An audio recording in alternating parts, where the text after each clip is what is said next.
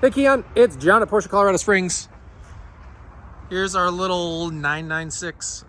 You know I love these things. They're awesome. I think the 4S is probably one of the prettiest kind of traditional 911 lines with the big wide rear end. The updated headlights, turbo style front bumper and stuff like that. This one's sitting on lowering springs with the hollow spoke turbo wheels. You know, looking around the car, it's been used kind of basically as a daily driver.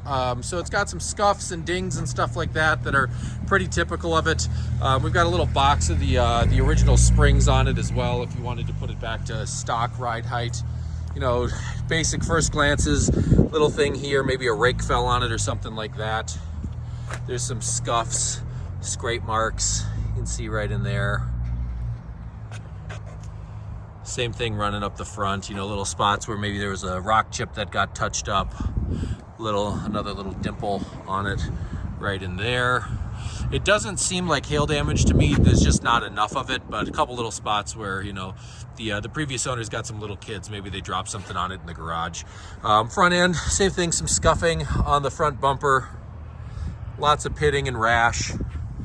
Front splitter has a little bit of some tear on it on the driver's side there.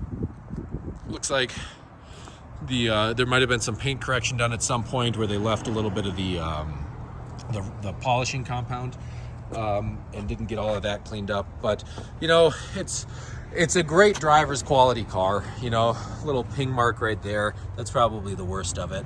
But you know, if you want to drive it, park it on the street, you don't really have to worry about it quite as much as those fancy Targas and Speedsters.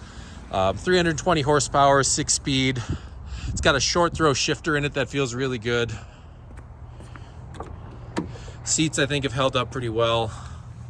You know, a little cracking forming on the bolster there. Some typical wear on the center console, stuff like that. I did notice driving it around, there are some kind of creaks and rattles coming from up front. Not really, maybe the steering column, but seemed like more the dash area up there.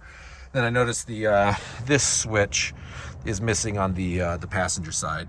69,087 miles on it. Just a cool car. Let me know what you think.